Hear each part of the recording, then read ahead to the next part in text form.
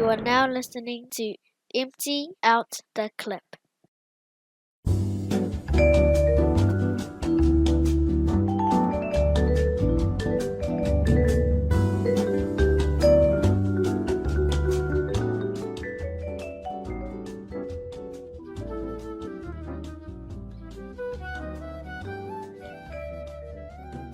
What's goody and welcome to another episode of Empty Out the Clip, the EOTC podcast. This is episode 186. So boy, let's hear holding it down with the gentleman, West Network's finest. Joining me in the studio here, we got producer Cams, Eddie, the Butcher. Happy New Zealand Music Month, boys. How's it going? What's up, Usos? You know the drill, let's do some shout-outs. Start with you, Cams. Yep, make a shout out first of all to my niece who had her 21st celebrated last night at the Attic Restaurant and Bar in Newland. You know that place where what's it called? The old Lone Star used to be in Newland? Yo, That sort of round kind of building on the corner there. Yeah. It was there. That was good, eh? Just went there. I had a sick household, so we were all supposed to go, but everyone was sick, so I had to go. So I went up with my sister there and her kids. So I just sat off them and enjoyed the night. But yeah, man, shout outs to Nina for her 21st last night. And shout outs to you boys holding it down on the EOTC. Yo, sick, you see. My shout outs, man, Westside Fitness Boxing Crew. Shout out to PJ, man, me sparring sessions. Shout out to my family, my Liston brothers, and just want to make just sending prayers to the Frost family, going through some things at the moment, and also sending prayers to Coach Joe and his family. Wish them all the best, and yeah, those are my shout outs. Ciao, Russos. I got a big shout outs list here, man. First, some birthday shout outs. Massive shout outs to my sister in law, Katerina, over in Sydney. Hope you enjoyed your day with your mokapunas, Nan.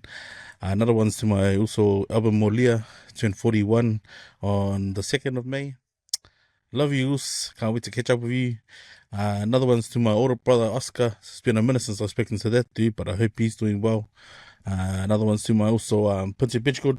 I caught up with the boys at the Raza yesterday at Teratu and painstakingly watched the bloody Queensland and the Warriors play. This is why I didn't support the Warriors in general. Another one's to my niece Oksana Kefu over in Sydney. Looking forward to the next video call when you ring, babe. And then I've got my work crew, so big shout outs to Bossman Will and the Uso Vitale, also to Ma and Koya. But yeah, awesome shift last night. Thanks for carrying me last night, team. You guys big time. And then some shout outs to regular listeners and viewers. To the Taleni West Sider, Okilangi. Thanks for always supporting us. Mad love to you and your fans out here in the West Henderson. Another one's condolences to our also Miracle Western 49, who's in Poirot for Maliu. Thoughts and prayers with you also. And then another one's to the man Ghoster, Mr. NSL, letting me flex this Mickey offer that I've got on today. And then the last one's to the oldest rugby league club in rugby league in Auckland, and that's to the Ponsonby Rugby League Prems who won the Red Brewster from Seattle yesterday. Congratulations to all the fans, all the brothers who put in a painstaking effort over the years to try and get Ponsonby back into the Fox. Mad love and respect for the work you guys have been doing. That's ends my shout outs. So, a bit of housekeeping, man. You can find more of our content on our webpage, thewizwiznet.com. You can also find us on Spotify, Empty Out the Clip, or on our WizWiz Network Facebook, YouTube channel. Producer Cams uploads that each week. Or you can also find our Facebook page, Empty Out the Clip. Here you can post comments, topics, requests, content for any of the stuff that we share on the show. Just answer the questions and security will let you in. Man, I know I've had a long week, man. I'll start with you, Eddie. How's your week been as well? Man, it's just working, man. I think I've clocked up like 100? Man, 200. I think like close to 60 hours this week. Jeez. So no, just man, it's just been hard. Because one of the boys, his wife's expecting really soon. So he's been in and out of work, so I'm just covering for him. But yeah, just we're short staff. I don't think we'll hire anyone though. That's how they make their money. But no, just been working hard at.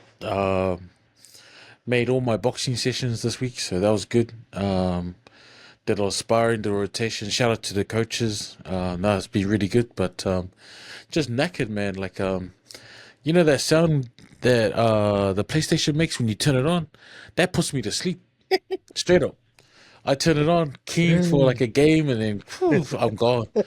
So nah, my week's been just listening to the beep sound from my PlayStation. How about you, Cabs? Yeah, man, same. I think it was because of those long weekends we had past 2 weeks, and then back Yeah. to normal routine, which is 5-day working week. And so, man, it was long, man. I think Wednesday hit, and then I thought, it's a Friday yet? You know, I was like, fuck. You know, and two days of a weekend and back to work again tomorrow. It's like, fuck. So, yeah, I'm over it, man, over it. But, no, man, sports started for the kids this weekend. So took the youngest one to his game. He played Dilworth and went over there in the morning. He had his 9 o'clock game there. Then the other boy, we had to go to watch his game. He plays for Glenora, and they played Roosters. And he won the game by 1 point. 13-14 was the final score.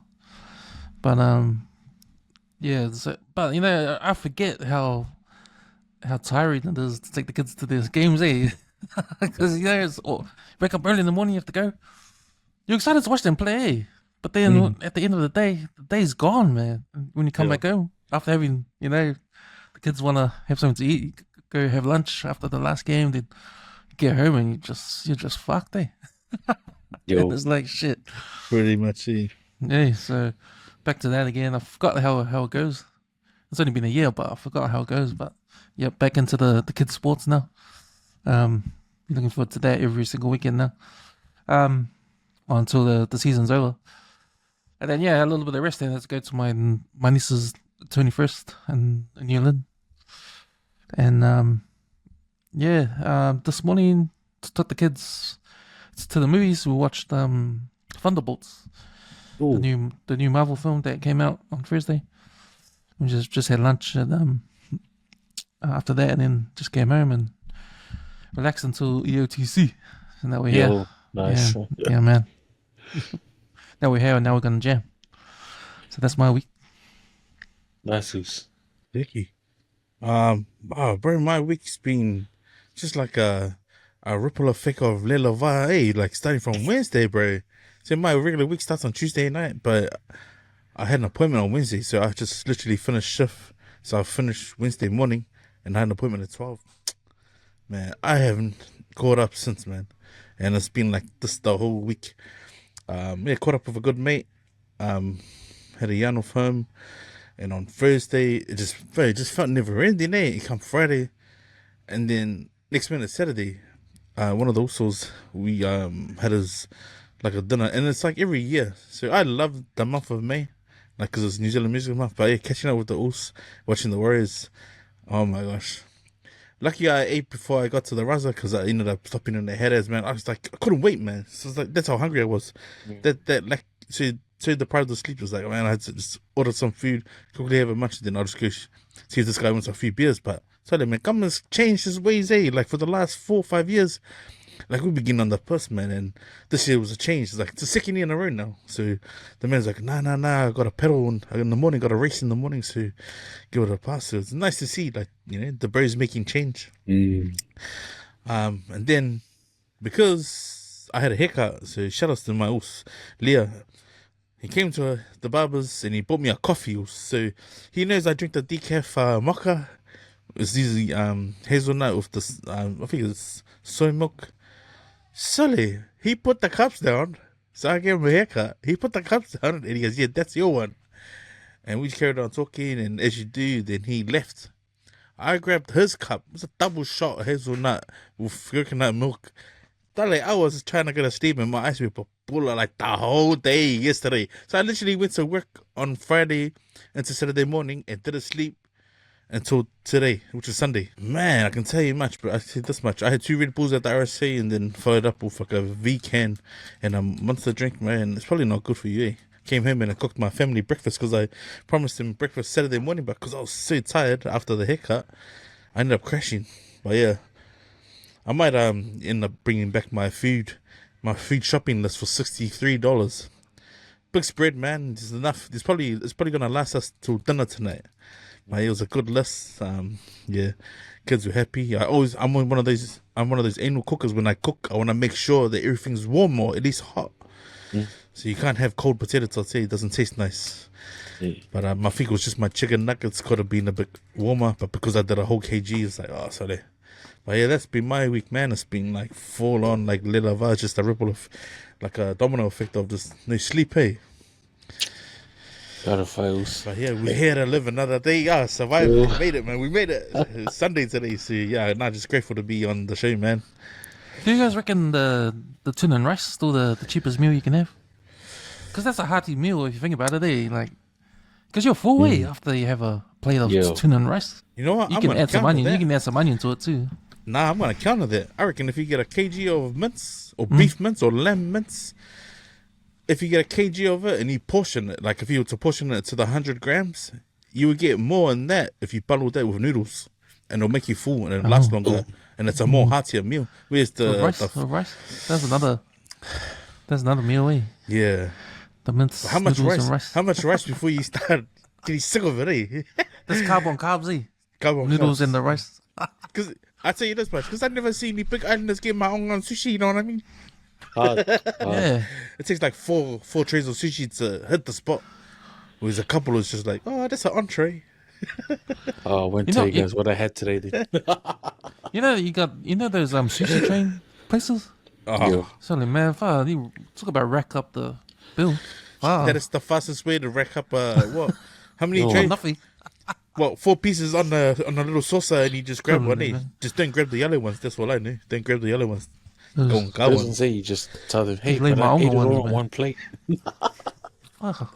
Those places are evil way. Sweet. Well, we'll get into our topics. Say the first one. Our first topics.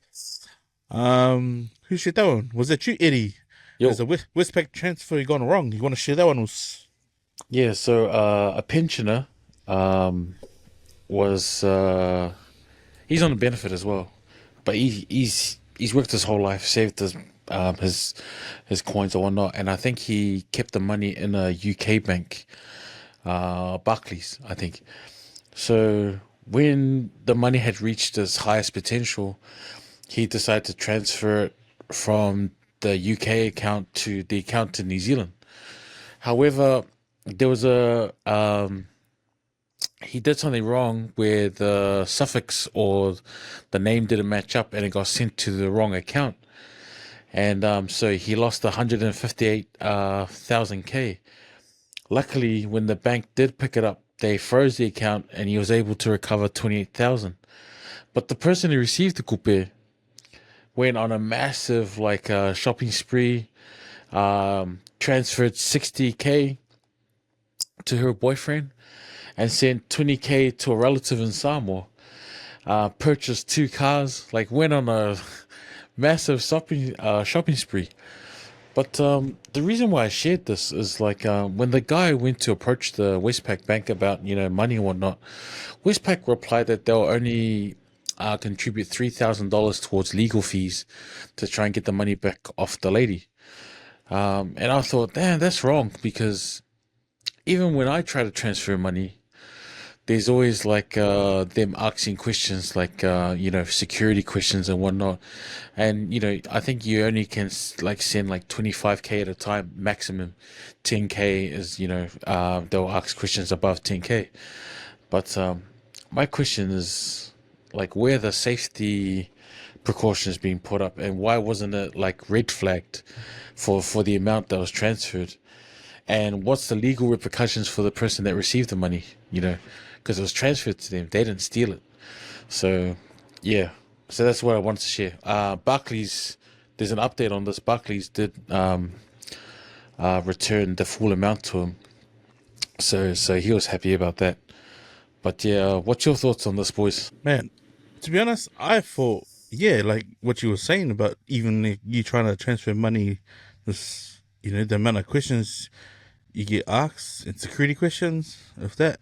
I thought it was poor on Westpac's part as a service, right? Because anyone could have made that mistake, and especially because it was done via phone app, was done online, eh? It was done via phone app. Because I've had guys from Australia send me money, and then some of the security questions for me to receive it.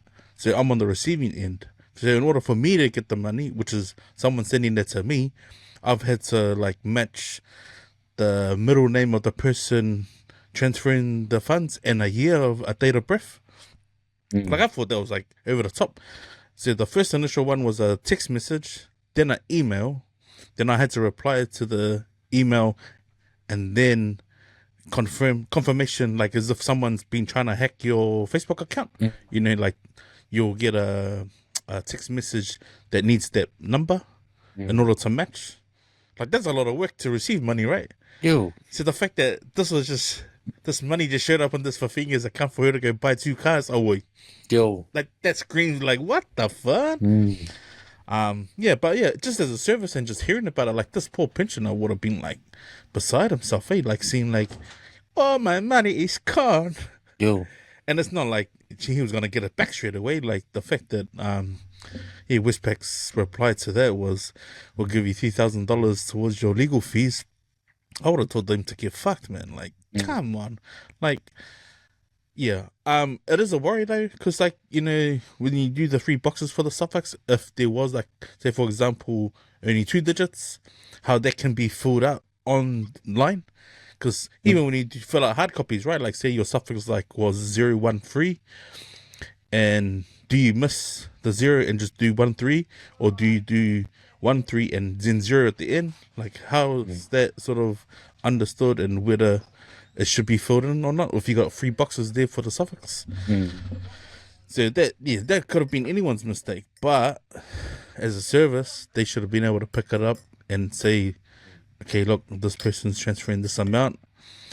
Is there a number or a contact of him? Can we get through to him and just say, are you sure you want to transfer that amount of money? Because, fuck, for it to disappear and then let it go on the shop is pretty solid. Oh, what's your family's name and the village you live in? But like even the account name didn't match.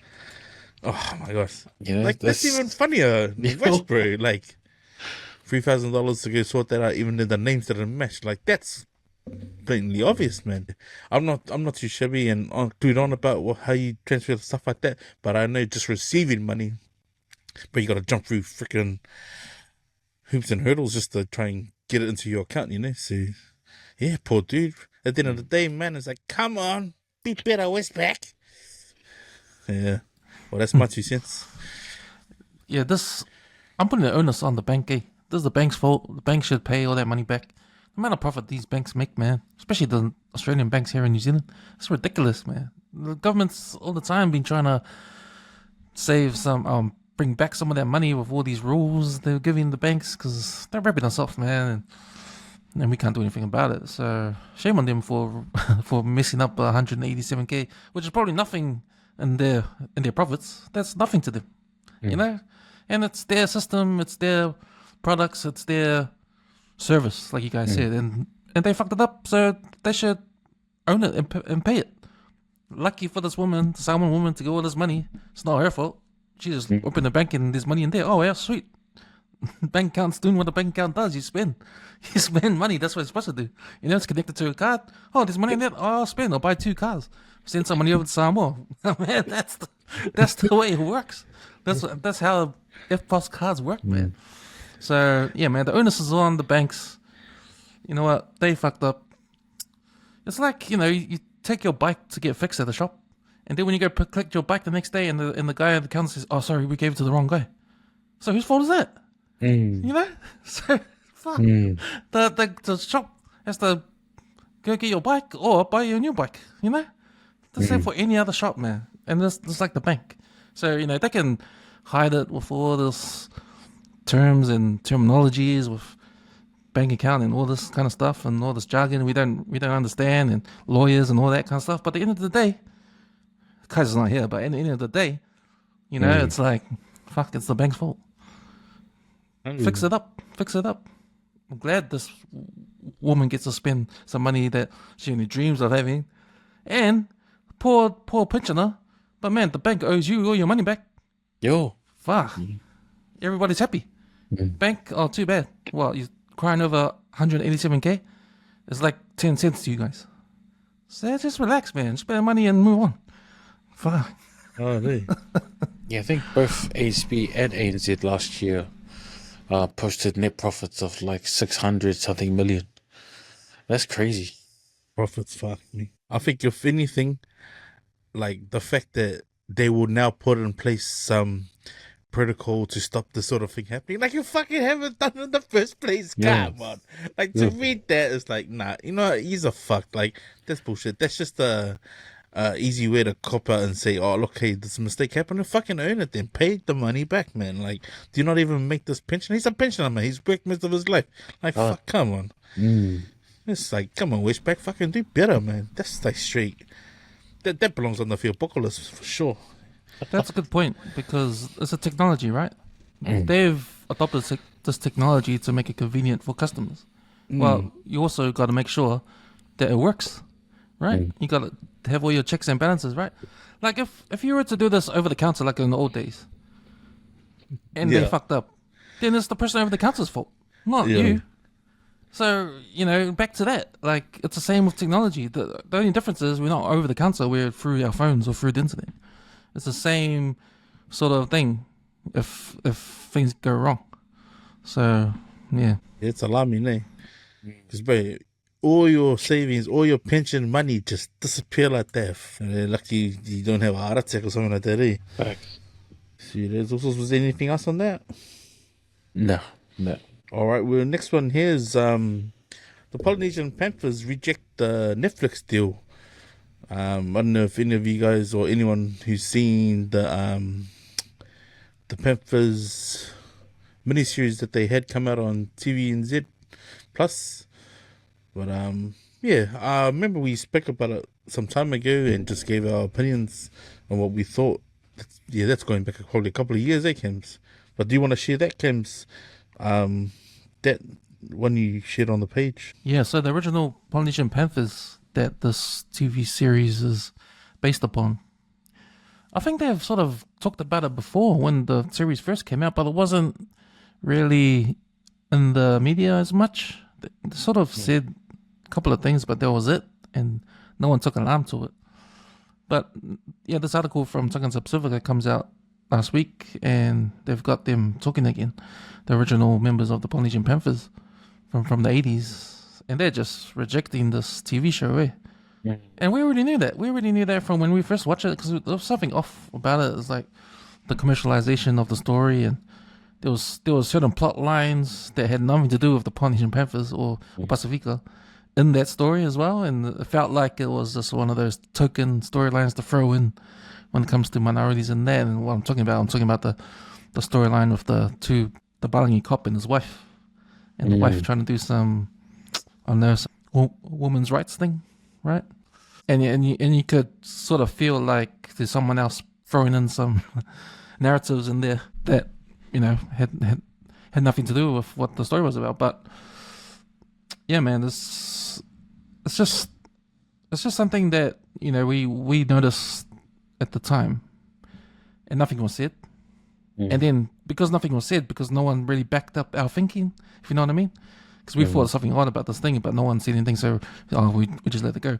Now these original Polynesian Panthers are talking about it now, saying they're rejecting this TV series, which was what, 5 years ago. So I don't know if it was. I did a comment on the page. I said I don't know if this was like a thing where they have to wait 5 years before they finally say something, because it looks like they're just spilling the beans on all the stuff that they didn't agree with the original TV series and all the stories in there. But they're actually saying that it's not our stories.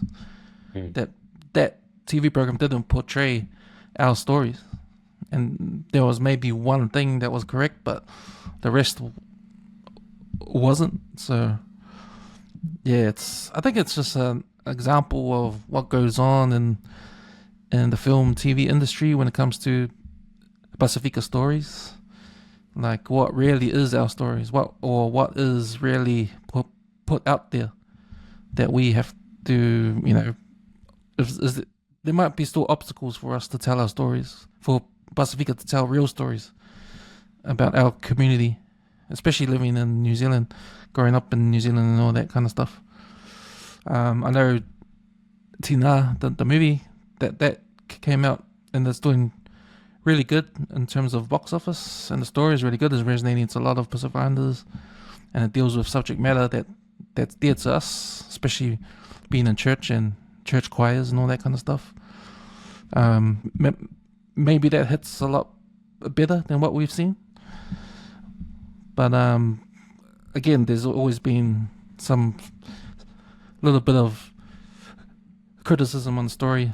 Like, could that have been in a South Auckland school? Why does it have to be like a Pacific Island woman helping a white school? But yeah,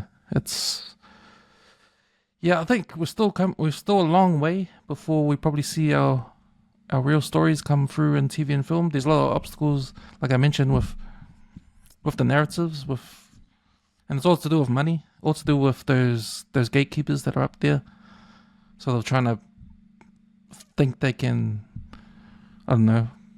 think they can make more money by applying some worldly stuff in there, change the story around or something like that. But I recently watched the movie Sinners, the one in America, and that one has got a black director. He wrote the movie, and it seems like if you watch that movie, if you watch that film, it deals a lot with black culture, especially in music, and there's a hidden message in this movie, and it's really well done. And I think that film, because it's a blockbuster, because it's blockbuster and it's making millions and millions of dollars around the world. That's sort of where we aim to be with our Pacific Island stories, to be at a place where, we can tell our stories in true form, with that resonates to everybody and resonates to the world. Because he's a guy that's made Sinners, and it's a cultural film for his people, for black people, but he's added like a vampire story in it, so it goes global. It's a global story, but inside it's a cultural story about black people and black music. So I think that's another level, and that's a level that Pacific Island film and TV should aspire to. Take away everybody in the writer's room, everybody in the production, everybody with the money. Like, those guys have say, and we don't have money, right? It's the Balingis that have money, and it's these Balingis that pay for these movies to happen, right? So they're going to have their say. Yeah. So we have to be in a place where we don't have that. We have our own money, we have our own films, and we have our own story. We have full control of TV and film. And I think Sinners is where we should look to be. But no, man, it's good that those guys came out on that article, and yeah, finally we can understand why they think that it wasn't true. It wasn't true in their hearts what the story was really about. So I think it's a good lesson here, and I think that people that are inspired to be filmmakers, screenwriters, or anything like that, Polynesian people, like our kids, they want to go in the TV and film industry, like the next generation, they should inspire them to, hopefully one day we can be in full control of our own things, right? So this doesn't happen again, right? I mean, it sucks. You bring out a film, a true story, and the people that are what it is about come out and say, man, that ain't even true. None of that happened. It's like, what the hell?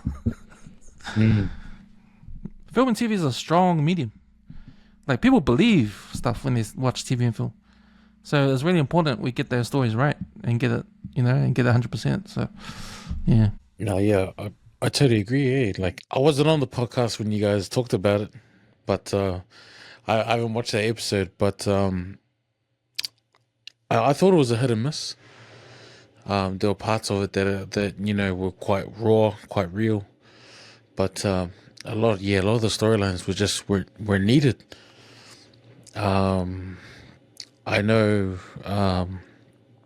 of friends who parents share the trauma of the dawn raids, and the Poly Panthers were in that mix.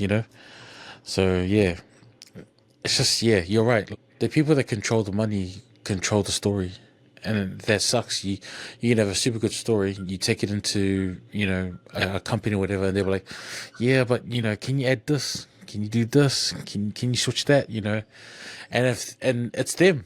If something does agree to them, they'll be like, can you change it so it suits this? And this will be our target audience, not this. But the TV series, the Panthers gained a lot of fans around the world, especially because it was shown at the Toronto International Film Festival. So I think someone must have seen it there and thought about it, did their research, approached Netflix, and then now Netflix is approaching, the original Panthers. But man, like the thing about the Panther story, it has to be like something with a slow burn. It's not what they did on the TV series. It was like try to be more current, but that's not how it was back in the day. Back in the day, we were quite a conservative people, and the dawn raids, it hit a lot of the Polynesians, especially the Polynesians that weren't even overstayers. The Cook Islanders were targeted heaps, even though they had their paperwork and whatnot. So there's a lot of stories in the Pacific that need to be told, and you're right, there needs to be more money into it. TNR, I reckon TNR is only a taste of what's to come, eh? I reckon there's heaps of movies that are in production, with small and local businesses. So looking forward to it. But good on the Poly Panthers for trying to step away from the Netflix series, because they're gonna change the story. It's gonna be all about other people. It won't be about the Polynesians that suffered the trauma during that time. But yeah, what about you? Mad love and respect to those original Polynesian Panthers for not selling out. They could have easily just made a deal and just inherited some money, but I think the message clear from them and unanimously was that it's not our story. Probably hence why that series was called Panthers. I know there's a lot of short films and docus that you can find on YouTube, and I remember watching one about Willie Lolo, his niece, when she tries to find the backstory of what it was, what drove the Polynesian Panthers back in the day, and she actually jumps on a plane and goes to America to meet some of the founding members of the Black Panthers, because that's where the movement was, right? It was a time where racism was at its all-time high, the dawn raids was happening, and guys like Tingian that were sort of coming together because there was a separation in society, all those immigrants. But yeah, and there's also you hear a bit of it from Willie Jackson sharing about his uncle Sid, and then also like guys like Kone Haruera, Tamiti, and all those guys who were sort of the part of the Patu Squad and the movement of the Patu Squad and the Panthers. So if their story was more genuine, there would be a close link with that, because all of that stuff that was happening. So when you watch the actual storyline of Panthers, that's the whole story of one of their their high chiefs going away, doing time, coming back and seeing all the Tongan Samoans anyway and sort of butting heads, whereas the unification of the Polynesian Panthers needed to take place. What you see on Panthers is just a dramatization of something, and it was sort of like you see a rough vision of Beulah trying to be someone who's a nympho and also selling out, which is certainly something different from where the Polynesian Panthers were sort of moving. So yeah, man, big kudos to them for saying no to the money, man, because that is not something that's happened, right? And I've been to funerals where Chief Bowler has spoken about the Panthers' origins, and that's the beginning of the clubs. I think even Sunny Paito, the Mob Kingdom president, talks about it as well. It's like, our humble beginnings is from our migration and the struggle. It ain't what you see on that Panthers film. We're far from it. So it's just a unification of people, eh? And I mean, there's enough docos out there. If anything, bro, Netflix should be trying to look at these small docos and getting the approval from, like, the Polynesian Panthers to say, can we put that into a mini series and put it all out there and just find the original people who took all that film. But yeah, I think it's a good thing. Like, no one wants to know a dramatization of what the white struggle was in that time, unless they were like immigrants. But yeah, I think falsifying a dramatization of how it was back in the day to gain a bit of money will kill the history of the actual Polynesian Panthers, eh? And like, you gotta remember, man, when the King Cobras and the Mongrel Mob and Black Power was sort of becoming something back then, it was because they needed muscle. They needed people to protest. So that's why these clubs came about and sort of like you had to unify, and that was the Polynesian Panthers movement. So I'll give them praise for saying no, man, because anyone can take the dollar, eh? They could have all taken their money and just said, oh, sweet, this is us. But I mean, that ain't the truth, and people are always gonna pick on it when they say, oh, they sold out, man. But that's not the real story, So yeah, mad praise to them, man. Well, that's my 2 cents anyways. I think if you look at it at a executive producer's point of view, it's a win-win because they've got this Netflix deal. So whatever it backs up the decisions they have made to produce this movie. So any of the storylines, anything, they've got a winner. And I think what happens is that you have to cater for the masses, right? So if the story doesn't really align with the majority of people around the world, then you got to change it to suit, right? So I think that's where some of this comes from, and it happens all the time.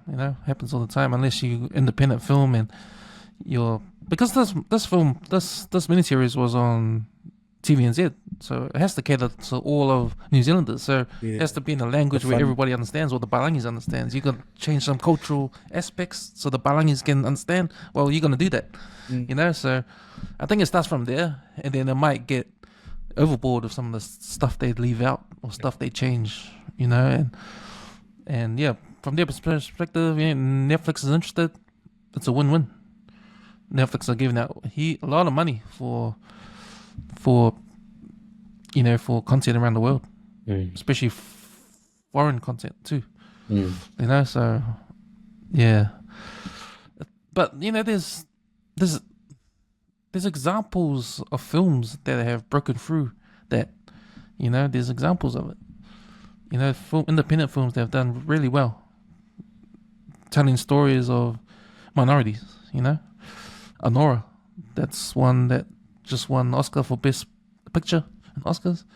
That's done by Sean Baker. He's a guy that he's a white dude, but his movies are about minorities in America, and he tells stories authentic and real.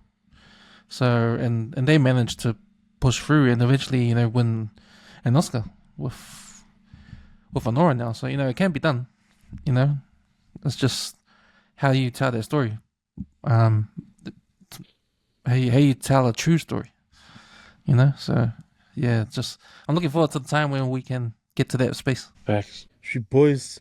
Our next topic was posted up on our India the Clip Facebook page, and it was from Kaiser, and this is Donald Trump signs an executive order for teachers to physically discipline kids. Who wants to go first on that one? Yo, bro, it's actually fake news. I double checked it. Did you?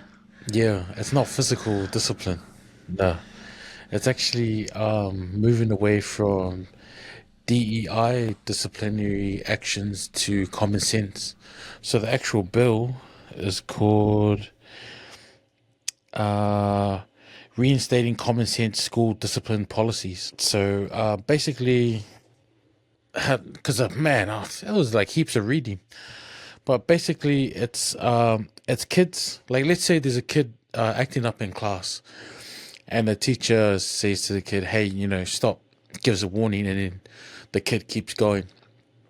And the teacher goes, "All right, you're going to the dean's office or principal," and the kid like starts swearing or throwing stuff around, and that's it. You're suspended. When he says you're suspended, there's a group of people that'll come in and assess, is the punishment proportionate to the crime, and is the person being racially profiled, is the person being disadvantaged based on his race or background to qualify for this punishment.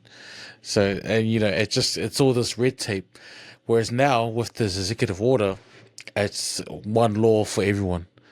So if you get suspended, you're suspended not based on your race or your community background or whatever.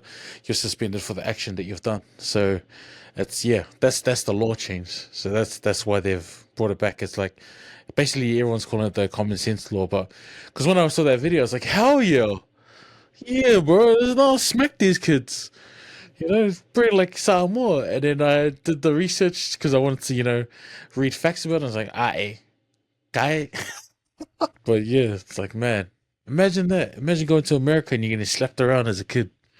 It's crazy. Well, imagine the death toll, man. Imagine the death toll if you could literally put your hands on a kid. Like, wouldn't it be like what's that? Lean on Me, wouldn't it? Like how it was, like they scan all the guys who come in through make sure they didn't have weapons, knives, and guns and stuff like that. But it was a scary scene there, man. Like in my mind, that's what I thought. I thought like the worst. Like, damn, they're gonna have like security full time now at every school. Like, I mean, it creates more jobs, I guess, in America if they trying to make America great again. Yeah. But yeah, that was my first instinct. Like I heard stories there of my papa, like someone disciplining one of my uncles like that, not knowing who he was, who the kid was, who my uncle was, and pops goes down, just shakes his head, fusses him in front of the kids, G. Like I was like, oh, very, my pops didn't play, and then the next day, the guy who got a hiding shoes and put food in there for among all of his, putting his hands on my uncle, G. Like I was like, what is gonna be like that? You didn't imagine that. Well, shoot later, and then like what about that guy's family's dead? Like that was American stars, you know what I mean? Yeah. Imagine that. Like how you supposed to say the guy who had their family massacred is now giving food to the person who shot? Like ugly, yeah. But that's what's wrong with America, man. There's too many problems over there, man. Shit. Yeah, I don't get it. really It's scary. Yeah, I thought it was the no smacking law. Gone in reverse. Ooh. And yeah, like you, Eddie, I was like, oh, yep. That's a good plan. Because, it is common sense, really, right? Mm. I mean, and there has to be some sort of discipline in the classroom. I know, man, when we were in primary school, discipline was a big one there. Like, not to do something, otherwise you're gonna get a smack, and you will get a real smack. I remember, wow, from the teacher, and your parents would be like, yeah, that's what happens if you don't listen to the teacher. Yeah. So they'll be like on the teacher side, and then not to do it. But yeah, I don't think it's working there. Like if I think about like why we talked about this before, but the no smacking law in New Zealand, like it was all to do with the death of children, right? Kids were getting killed from abuse. But we said it before, like ever since the no smacking law came out, it still hasn't changed. Kids are still getting abused, but the consequences of the no smacking law is that teachers have to do things different in classroom, and a lot of people don't agree with the way things are. It creates more work, and it wasn't like teachers were bad in the classroom. There wasn't like there was a problem in there. It was just the way things were, right? So, I remember reading Alan Duff's book, Conversation of New Zealand, and he was talking about how he didn't agree with the no smacking law. And he was just saying on his book, like, if a kid plays up in a classroom, the protocol is the teacher has to grab all the other kids, lead them outside, and leave that one kid inside to mess up the classroom for the safety of the kids. And it's like, hey, can you imagine that? Can you imagine doing that nowadays? That's how nowadays. Yo. So, yeah, he didn't agree with that, and I was thinking the same thing. But I mean, there's a lot of solutions to problems, and I think, like I said before in the other podcast we did, this is not the solution to their problem. There is a solution, but this is not the one. Yeah. And sometimes a blanket solution isn't the answer here. So I've gone off track with the American stuff, but now I just bring back memories of the New Zealand stuff. But Yeah, facts. I guess It's linked. It's linked. yeah, it's linked. So yeah, it's something we have to deal with anyway. And you know, with that comes a culture change, and with time it becomes normal. And then now it's no. I think today is normal, right? That's what happens. So everybody's not used to smacking kids anymore. The culture is changing now. So any adult smacking a kid, it would be like a shock to everyone now because no one does it now, or you're not allowed to do it anymore. You know, you can't even smack your own kids in public. Like I remember when my cousins came from Samoa. You know, in Samoa, man, we smack kids all the time, eh? Like if you're the mum. But she was like, she was telling me, man, I forgot I was in New Zealand. I just like take my kids to the car and grab them off from the car. Really? Not out in public, you know? Not the piece of life out along my next door. Not this. Dude. Yeah, that's my 5 cents. Sicky boys. Our weekend wrap of sports, man. I don't know how much sport you guys managed to watch over the weekend, but I can tell you this much, man. This is why the Magic round, like to me, after round 10 or from round 10, that's the time you start watching the NRL. But after watching the Magic round, I'll probably watch the second half of the Warriors and the Queensland Cowboys game, and that is why I didn't support the Warriors, man. Like, just he's gonna have a heart attack or something like that, man, because it's so hard to watch. It's just right, I tell you. But we'll go to you, producer Cams, man. What did you catch over the weekend? And yeah, fill us in.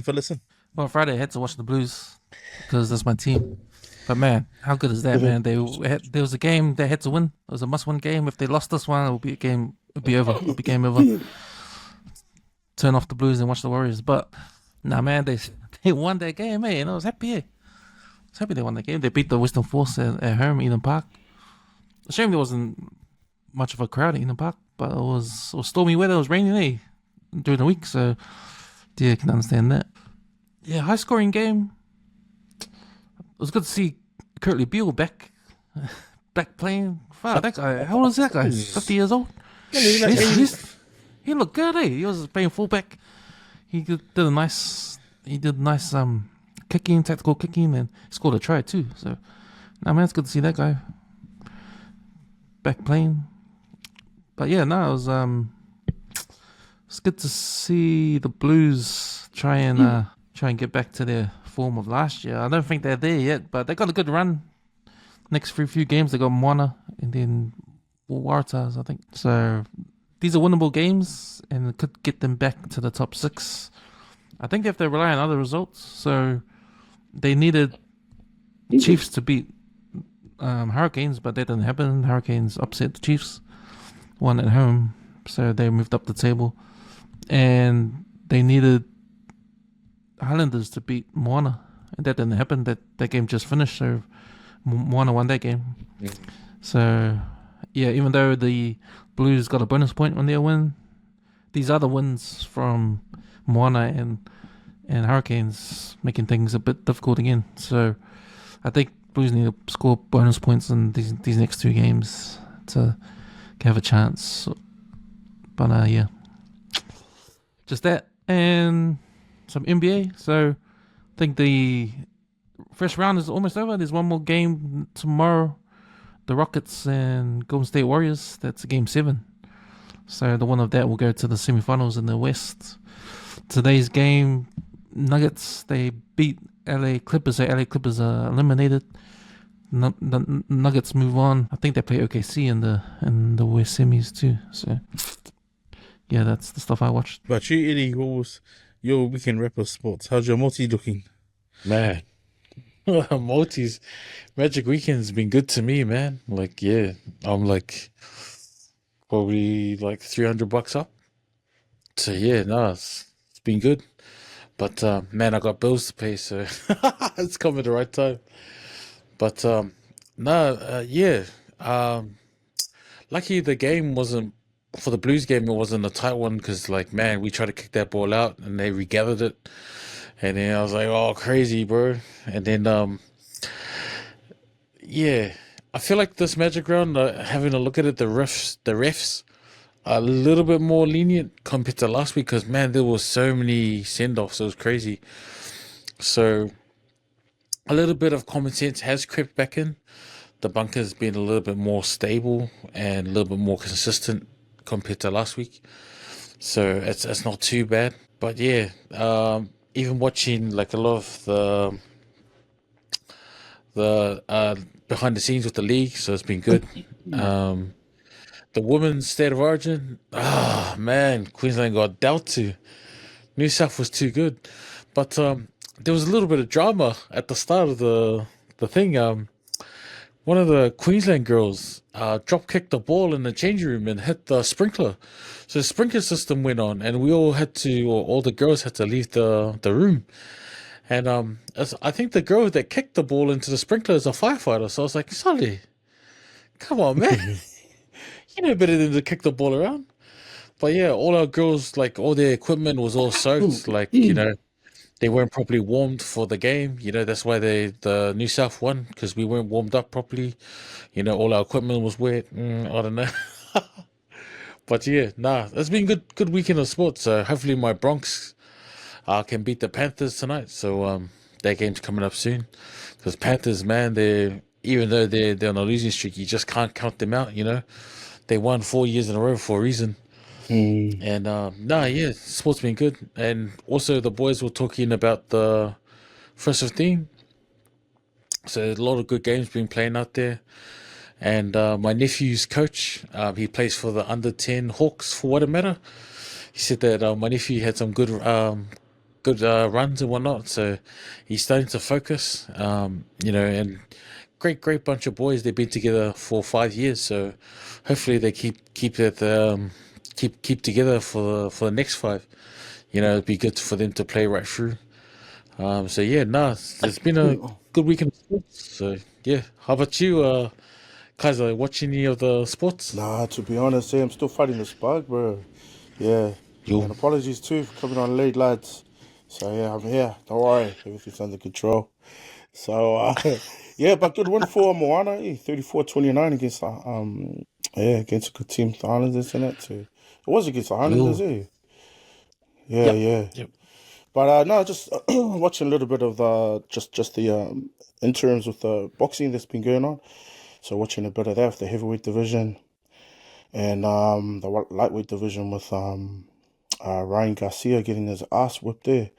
So Playing that one, did you watch the whole fight, or did you just see the put on the highlights? highlights because the whole fight is not even on. Yeah, But Sharks, that was a good win. That was a good upset. Good upset. I think the promoter's a bit pissed off here with De La Hoya. That's his boy, Garcia. So yeah, that's what happens when the hype comes in and the underdog. There would have been a lot of money lost on the behind the scenes there. But good to see promotions back in. I think that one was in Vegas. It wasn't in where was Parker's one usually? Dubai. Yeah. So it's good to see the promoters bring it back onto to Vegas soil. So yeah, it was a good small event, but big intakes behind the scenes with the betting system, man. Yeah, and then just still trying to fight this bug. It's almost gone. But yeah, other than that, yeah, Moana, man, it's a hidden gem, into the comp. Man, can't wait to see them next season, Next year, they're just gonna be, man, ripping it up, man. Before the experience that they gained this year, shit, it's just a matter of time. Yeah, I feel sorry for all these big brands. They'll be jumping off that boat and sponsoring Moana. That's how it should be. Yeah. I'm looking at the live table here, and Moana's cracked the top 6 with that win. Yes. Blues at 8 spot. Come on, Blues. Good mention there, Eddie, on Angus Tava, who almost ruined the bonus point chances for the Blues in the weekend. What he had to do was just run it out, man. But he decided to kick it out, and he missed the ball. And the ball went into opposition hands, to Western Force hands, in extra minute in overtime. Shout out to Western Simon Force. Amani, who was a listening coach. He said, props don't kick. Yeah, man. But yeah, shout outs to the social media team from the Blues. They put up a video interviewing Angus about that that missed kick. Angus time I was saying, oh no, I just wanted the boys to play another minute. And then another 2 minutes in. I said, "Get you." But then they played that song in the background. It was funny. A gay song in the background. When he was doing his interview. Yeah. Sweet. Since comments corner, what do you got for us, Eddie? Yo, so comments corner. So last week I asked, what was your top 5 R&B songs? So, man, there's a lot here, so I'll go through it quick. Ave, he posted Boys to Men, SZA, All for One, Whitney Houston, Jodeci. So I like the End of the Road. I'll take that one. For Letty, man, Sully, you need to go 10 and bin because you picked 6. But Zapp and Roger, I want to be your man.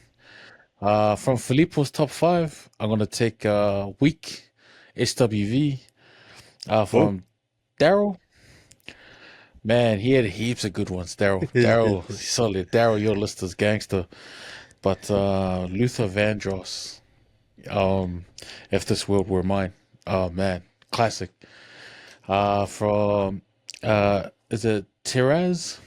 Samuelu? Yeah. She had a really good list. 5 Steps, Drew Hill. From Jordan Knightley, John B, Don't Talk. Producer Cams, man, Boys to Men, Bend the Knee. I'm going to take that one. Westside Okalangi, I'm going to take Boys to Men as well. Water Run Dry. So, man, there's some good comments here. Also, I was thinking of what to do next. So I'll leave that one for Letty. You can pick what we're going to do in Comments Call the next one. But also, Letty, I need you to share your team from one of the comments that we had 2 weeks ago, asking us what would a Moana Pacifica team would look like if the women's joined in. Easy, lad. I can do that, man. And shout outs to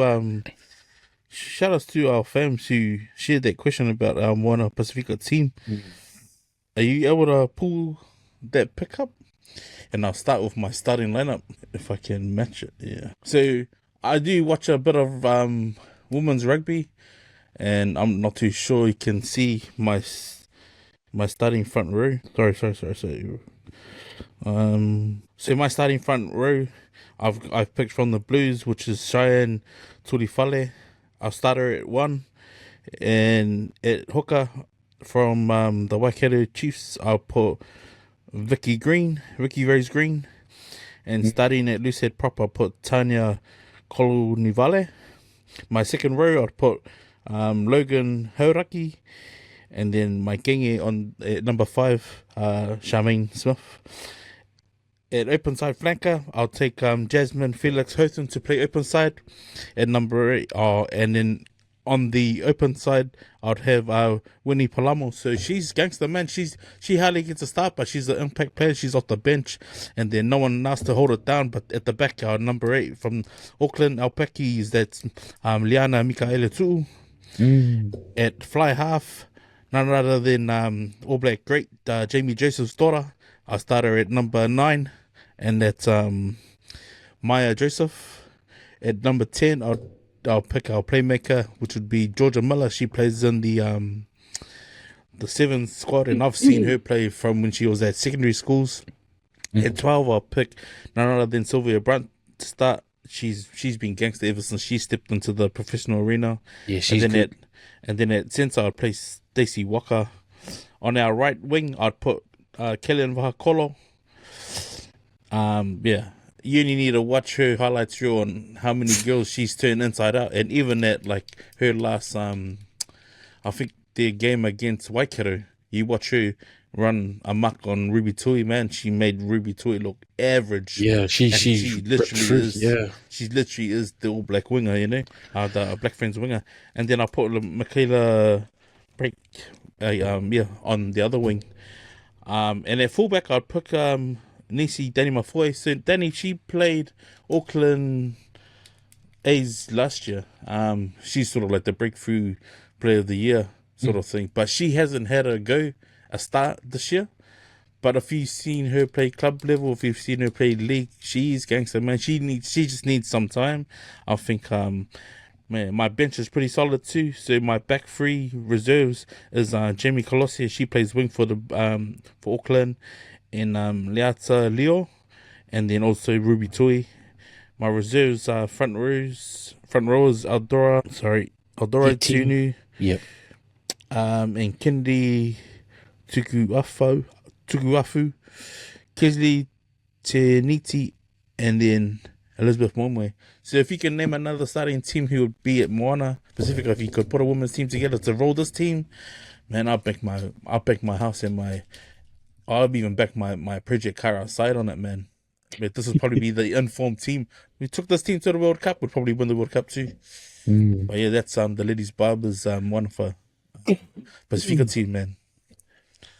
Nice, sickles. So what's our top 5 for next week for Commons Corner also? I think Cam's had it. What did you have, Wolves? The dance tracks of the 2000s. Was it? I thought we were going to do it in the music segment, or no? Up to you. Oh, before we even go to that, we'll start with you, Kaiser. What are your top 5 R&B bitches? I'll go around because let the listeners know what kind of Mr. Lover, because you are Mr. Lover. So go with you. Give us your top 5 R&B of all time, bro. All time, it's a hard one, that R&B, man, because it's like I said on I just put my list up on Empty Out the Clip, because there's it's like playing for my food, man. You play for my emotions, you know. That's why it's a hard pick, that R&B. So number 1, I got Blackstreet Boys, Don't Leave Me Girl. Yeah. So number 2, Soul For Real, Candy Rain. Number 3, Ja Rule and Ashanti. That's number 3. Man, that's so hard, bro. Number 4, probably Gangsta Loving from Eve and Alicia Keys. Yeah. How many is that? No. That's like 1, 2, 3, 4. Shit, I'm running out, dog. So probably genuine differences. Yeah. Nice. And man, I have to throw a dice. Just one more. I know I'm gonna go 6 on this one. So Hard to pick 5. yeah, man. Hard to pick 5, man. So he just picked 6. Yeah. Probably High Five, bro. Yeah. High Five. Yo. Playing hard to get. What song? Probably hard to get, yeah. Because those pictures, man, in those days, fucking hard to get. Fucking who's paying for a drink these days? Fucking hey. They've rewritten the songs these days, man. They've rewritten the songs these days. Fuck, bitch, if you want to go, go. Look at this guy. That's what I mean, dog. Shit. Yeah, that's my pick. Good, Cam. Nice. Hit us with your top 5 R&B of all time, bro. Of all time? Yeah. Of all time, man. What did I write on the... So you wrote the Coffee Brown, After Party. Yeah. Boys to Men on Bended Knee. Tevin Campbell, I'm Ready. Shades, Serenade, and Bobby Brown. Oh, wow. Rock with you. Oh, Yeah, bro. That's the one. That's the one. What a romantic guy. Bobby B. Yeah. This was playlist. Which one was this? A, B, or C? Damn. Yeah, it's hard to choose, eh? There's a lot, man. There's heaps. Yeah. That's what I'm... And there's stuff you don't think about too, eh? Like you wouldn't think about maybe 5 of them, eh? Yeah. That will easily be in your top 5 as well. hard. Yeah, that's why I had to write 6, man. But like, my algorithm is pretty much the same. My top 6 would be Monica, Why I Love You So Much, Tevin Campbell's I'm Ready, After Sevens, Till You Do Me Right, Milestone, I Care About You, and High Five, I Can't Wait Another Minute, and then Zepp and Rogers, I Wanna Be Your Man. But yeah, that to me is like my all-time, like, never without fail, man. No matter what the mood is, that's my go-to. But what was yours, Eddie? Because we didn't hear yours. I'll read out some of the other people as well then. So Filippo was how you gonna act like that, Tyrese? Weak SWV, nobody's supposed to be here. Deborah Cox, Blackberry Molasses, Oh, and Beautiful Surprise. So yeah. some honorable mentions. My ones I picked. Can We Talk? Tevin Campbell. Twisted by Keith Sweat. You Make Me Wanna, Usher. So Into You, Tamir, and Tell Me by Groove Theory. Man, these are all breakup songs. You make me want to have a party now. You make me want to go have a party. Yo, I reckon we should chuck all these songs into a playlist and put empty out the clip. We will do that. We will do that. Yeah, man, we have to. Eh? Okay, what about your top 5 artists of all time? Because that will break it down, right? So, for example, see, I had my list of songs, right? But obviously, the top artists of all time aren't in that list. You know, like I missed out Babyface. Like he's got to be in there. Babyface. Jodeci's in there. Yep. Boyz II Men. Because these are artists with influence, right? That's gonna be hard, isn't it? Yeah. Mariah Carey. Mariah Carey, yeah. Mariah Carey. But now, we'll definitely put that one up next week. See how many bites we get. And on the same lines of Mariah Carey, I'll put Whitney Houston. Yeah, but, you know, that's only 5, but you can do a top 10, man. Fuck. Easy top 10. Because there was this other list by Watu was It's All About You, Dina Howard, Almost Doesn't Count by Brandy, Breathe Again, Tony Braxton. Ooh. And Tony Braxton. Yeah, baby. Tony Braxton, man. That song hits every time. Every time. Bloody Hollywood husbands, man. Maria, shit. Yeah. It was actually, this is like one of the questions where I didn't expect everyone to like put their heads out. But man, everyone went for their A game, eh? Like everyone's playing aces, bro. Yeah. That was good. Sweetos. What have you guys been watching? Start with you, Kaiser. Shit. Yeah, watching a bit of YouTube stuff, eh? Just like the ghost hunting stuff, eh? Or that ghost hunting stuff, man, got me, eh? Shucks. Blair Witch Project. Yeah, Blair. Oh, bro, everything, bro. There's fucking content creators of ghost hunting, man, got me good, eh?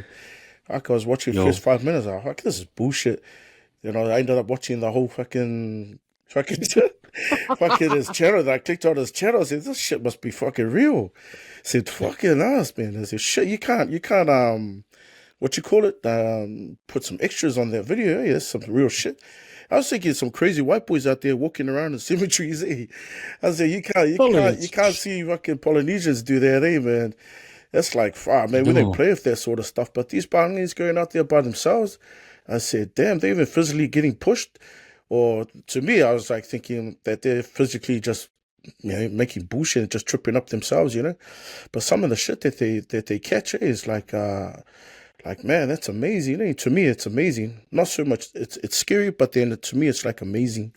You know, like how, you know, the afterlife. Yeah, we all have our faith and all that, but at the end of the day, man, when you're seeing that stuff, it's like, whoo, shit, man. Because I know we're not going to play with that when we're back home in Samoa, right? For shit, man. Yeah, that stuff seriously not to be played with. But there's a movie I watched. Apparently, it's a true story. It's about a Feifeau and his family. It's on Netflix. It's called The Hill. The Hill. So it's a true story based on Feifeau and his family that were in. I think it's Tampa, Miami. Yeah, in the south of America. Based in the 1950s. So that was struggling from town to town and trying to preach the word of faith, and then they were getting kicked out at the same time of small towns, hillbilly towns, redneck towns, and all that. But anyway, to cut a long story short, the dad was a Feifeau, but he was really strict on faith with his kids, and then the youngest one had like a little bit of a disability since he was the age of 8. So to cut a long story short, he played little kiddies baseball, and then one of the senior coaches found out that he had a bit of a talent that he could see, but apparently he couldn't play because they were hiding away from their dad. So long story short, as he started getting older, he started getting recognized But it's a good story, good true story. You guys should watch it. It's on Netflix. It's called Cool. The Hill. And like I said, the dad's a real strong Christian guy, Fia, who disapproves of worldly stuff, eh? So the family, his mom, his brothers, his sisters were supporting the younger brother in his dream, except for the dad. But good story to watch, guys. Good family movie, yeah. I highly recommend it. Yeah, check it out. Nice. But you, Eddie, what have you been watching? Damn, I was still taking a break here from series. But now I've been watching Global Politics on YouTube, and yeah, same with Kaiser. Like ghost videos, man. They're good, man. But there's tensions going on at the moment, eh? So I've been watching videos about Pakistan and India. So there's a province called Kashmir, and the Muslims and the Hindus are clashing at the moment, and these gunmen basically gun down like tourists and stuff, and some of them were Pakistani nationals. So India gave 48 hours for all Pakistan nationals to leave India, and troops and military equipment have been massing on both borders, eh? So it's a bit of a worry. So hopefully nothing comes of it. Like there's no conflict, but tensions are pretty high. So yeah, just watching that. Same thing what Kaiser's saying. I remember a story of one of the cousins told my mom when he was here. That these tourists were mucking around with a homemade Ouija board in one of the hotels in Samoa. And they got a phone call from the theological college. And it was a sister, it was a nun. And she goes, "Hey, whatever you guys are doing, please stop." And the students were like, oh, what the hell? You know, the tourists. And then they quickly chucked it in the bin. But how did the nun or the sister know from Beulah to call Apia? No one knows.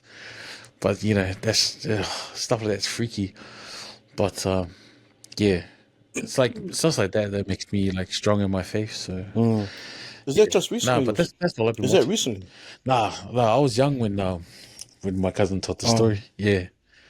There's other stories that I've been told that freaked me out. Like one was one of the boys. He was in Samoa with his younger brother, and they were sleeping in a Fale Samoa. For those people that don't know, Fale Samoa is just a normal hut with these roll down flaps along the side. So him and his brother were sleeping, and he heard this like little laugh, and he opened his eyes and rolled over to look at his brother. And there was a girl laying next to his brother. So he's like, "Oh, this guy." And he went back to sleep. The next day, he goes, "Bro, who was that girl next to you?" And the brother goes, "What girl?" And he's like, "There was like a girl laying down next to you when I rolled over to have a look at nighttime." He's like, "Nah, nothing." And then the brother goes, "But I did have this weird dream about this girl, and I could hear laughing, but it was quite haunting kind of laugh." And they went straight to church, Solid. It went straight to church, man. I was like, "Nah, man, there's some stuff out there that you don't mess with me." But yeah, Shit, how about that? that's me. Tapping the ghost's ass. Man, surely. You should know the first thing when you go pee and you're facing the toilet, you're busy that way, eh? Surely. Say, little, say. Wow. What about you, Kens? What have you been watching this? Yeah, so I've been watching the usual stuff for the podcast channel 135. So me and Eric, we're doing reviews on TV series Andor season 2. It's on Disney Plus. That comes out every Wednesday. We're also doing reviews on The Last of Us season 2, which is on Neon on HBO Sky. Yeah, man, just continuing on with that. If you want to hear our reviews on that, go check out our channel 135 podcast. But yeah, as I mentioned earlier before, I took the kids this morning to watch Thunderbolts, the new Marvel film. Yeah, I'll give it 2 out of 5 out of 5. Yeah, it's okay. I wouldn't want to watch it again. But yeah, I thought, because there was a lot of hype about it, eh? There's a lot of hype about it. It was an emotional film.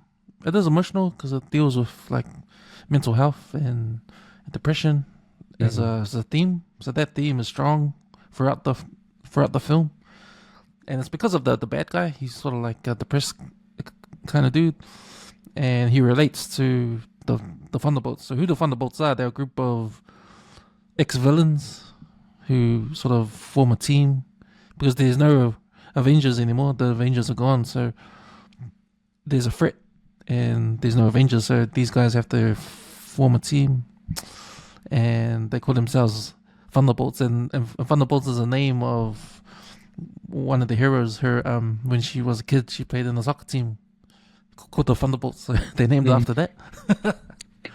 But yeah, it's yeah, I'll give it 2.5 out of 5. I guess it's a good movie for young adults. Like, I guess there's a good message that comes out of the film. I think they're trying to target those kids who think about like who are concerned about depression and anxiety and mental health. Just because the villain in the film goes through it, and some of the heroes, they go through it as well, and they relate to each other, and that's sort of like hints on how this film ends. But yeah, there's a good message out of all of it, and it's the same message you hear when it comes to mental health and anxiety and how to help, how to deal with it. Like, you gotta speak up and don't leave it in, and stuff like that. You're probably thinking, is this a superhero movie or what? The way I'm talking, but nah, man, it's a superhero movie and what I'm talking about. So, like I said, the themes are really strong in this film, and yeah, man, a message in there. But it's fun as well. It's a good movie to take the kids and have a fun watch. Might get a little bit serious with all that mental health stuff, but you get over it very quickly with the action. When the action takes over and that kind of stuff. So, it's a fine balance, a good message for the kids and good entertaining action film for the adults and the kids. 2.5 out of 5. Nice. Thunderbolts. Man, I'll be honest, I thought the Thunderbolts was on there based on the UK cartoon puppet movie. Remember that Thunderbolts? No, that's Thunderbirds. Oh shit! Yeah. Anyway, moving right along. Yeah. No, I haven't been. I've probably watched no TV. Just pretty much the news. I know that Jake Chop Chops. He's got some more cars in, but I haven't been able to play. I try to catch up on some of the Clay Wong content on YouTube. But yeah, shout outs to the Afuru family. I know Chef's sort of trying to get his health back on track. He hasn't been eating dinner for a while with the fams on their channel. But there's this Pule family, so shout outs to them, man. I know they're a West Auckland family. They're putting content out, and I've seen one of their latest videos. They've got a sponsor, so they're doing the sponsorship for the 4x4s in Glen. But yeah, man, just watching like progression of people putting stuff out there, like and actually try and get in the following. So like, yeah, man, mad respect to them for staying in it, and like she's a lovely lady. Well, they're the only family really pretty much content out there from West Auckland like that, vlogging. Nice. But yeah, I thought it was awesome to see, because I know that the husband hardly ever posts, but yeah, to see him sort of put his ad together, it was pretty choice. Yeah, they come to the shop sometimes. Yeah. But yeah, I remember I saw one of their bulls and they went to the night market, and I was like, oh, he's must have some money. It's like, that's like what I'd spend. What they spend at the night market is what I'd spend on like probably the phone bill for the month. I was like, it's like on cars now. So moving along, are you able to play our Fia Poko of the week? Just that one video to play. So this selection of Fia Pokos of the week is just being put together, and I tell you, man, some of them is like, it makes you wonder. It makes you wonder, like, just why people even record stuff, you know what I mean? You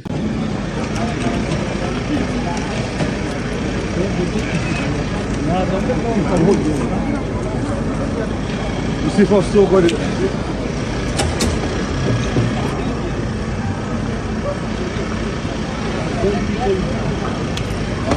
Oh shit.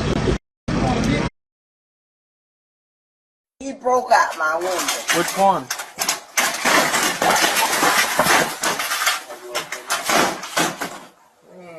I'm so mad. I got you. I got you. He can't. I got you. He can't walk. I got you. Hold your feet. I can't. I'm paralyzed. You gonna drag me? Sir, do you need? He paralyzed. He can't walk. He can't walk. You have like a. He's a paraplegic. That's the only thing you have. This how you. Sit right here. Real quick. Sit right here. You gonna set me outside on the ground? How y'all set me on the ground? Ready? Though? Yeah. We're gonna try to help you out, man. Yeah, but why you I'm paralyzed, bro. Okay. You know what paralyzed means? Oh, that's it. Got a wheelchair, bro. Ma'am, can you help with the wheelchair? Yeah, that's what I was trying to tell you. I have to get his wheelchair out in the back. Well, that's why I asked him first. Yeah, I'm at the hospital and I'm not going to be able to come in today. They're running tests right now. They're doing an IV. And I will let y'all know what's going on with me once I leave the hospital. Yeah. Shout outs to everyone who uses their imagination to stand in the microwave and just unlock the button and say you're not going to be at work today. But chuck it over to you guys, man. You guys picked the Fia Poko of the week. Yeah. Might be the clip of the lady's window. Because the camera goes and the cop's like this. What you guys are? Yeah. Since Eddie chose that one, I'll probably choose that. The microwave, eh? Yeah. Man, I'm gonna use that one, but this time I'll get. Hey, look, such Japanese. That was a good one, man. Shit. Yeah. The microwave one for me too. Microwave. Yeah, it has to be the microwave for me, but that's like imaginary.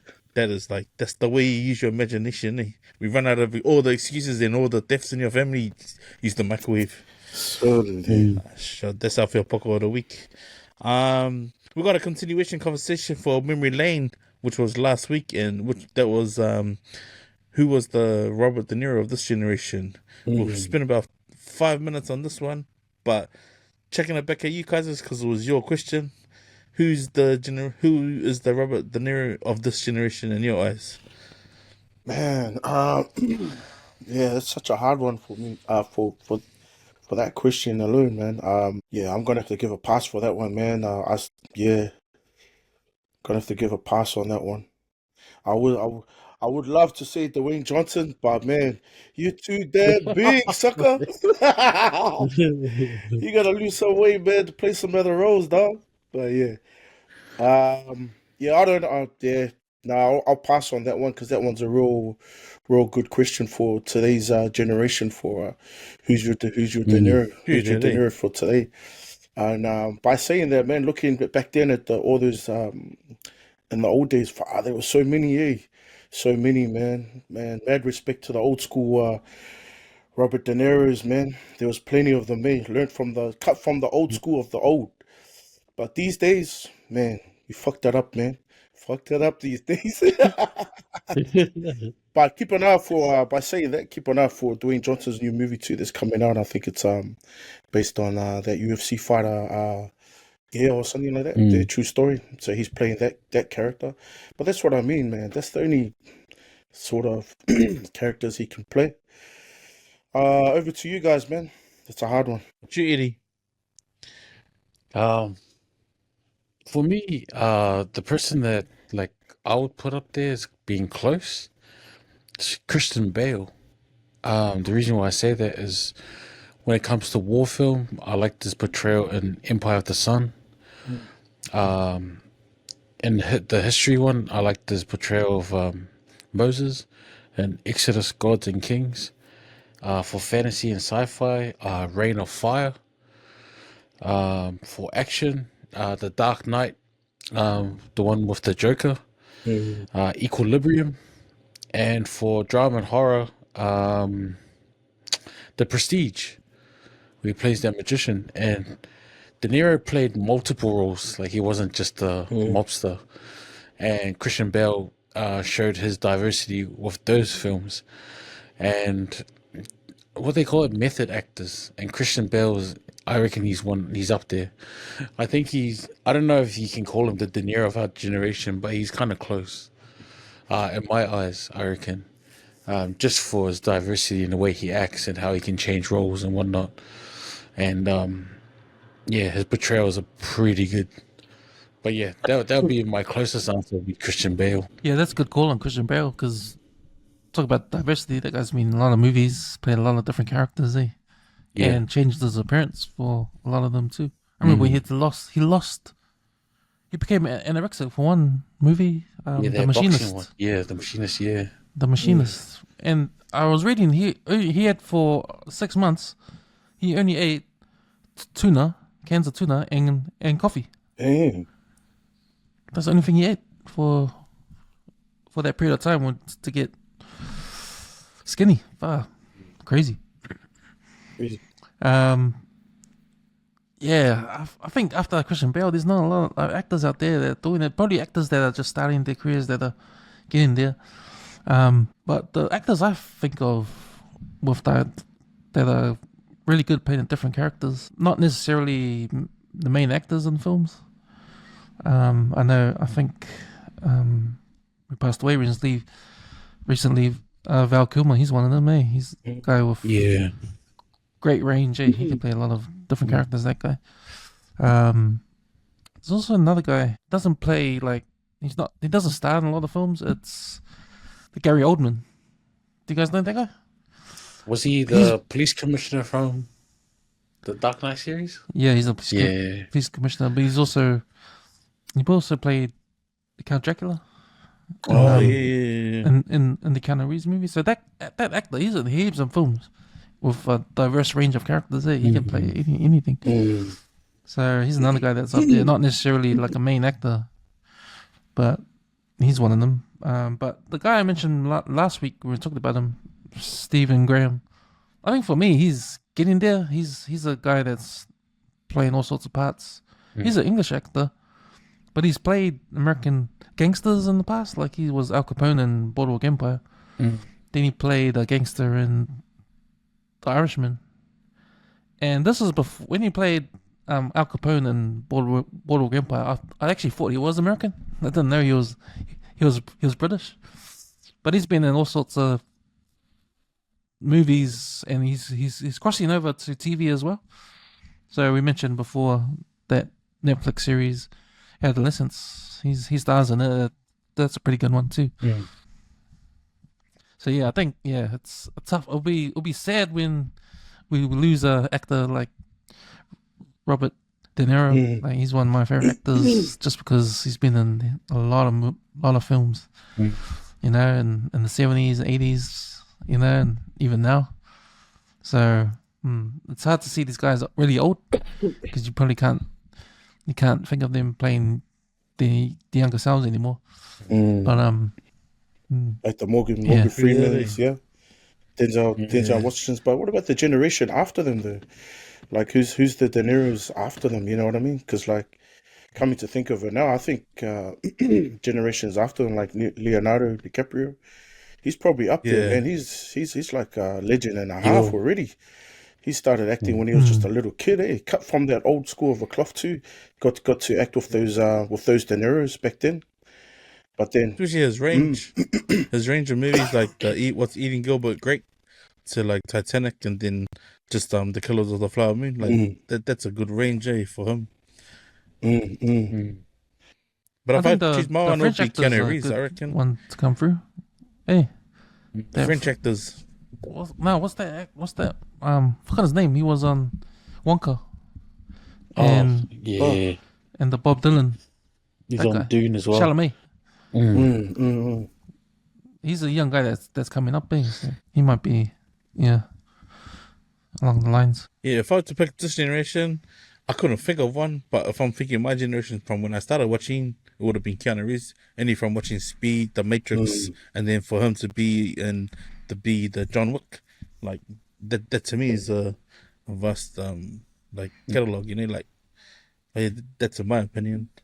Nice. It's hard to argue that one too. It's like, ooh, I don't know, sure, because John Wick's a pretty good character, and I think he drilled it. Like that's a say less, or the action, and then just the way it was directed as well. Probably, man, because like it's hard to imagine someone else trying to play that role after he owned it.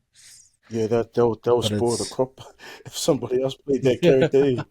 Leave it alone, man. Otherwise, they end up like Too Fast, Too Furious. You know.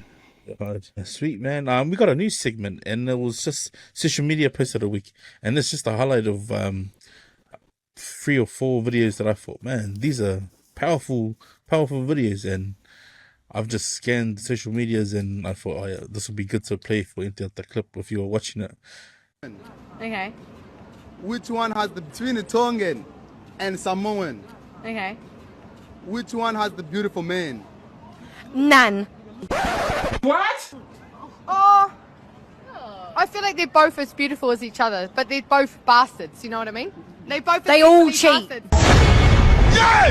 They all cheat. They're both equally hot. Yeah, they're both equally hot, but both equally bastards. They're listening to us. Yeah. You know exactly who I'm talking about. Samoa. Wow.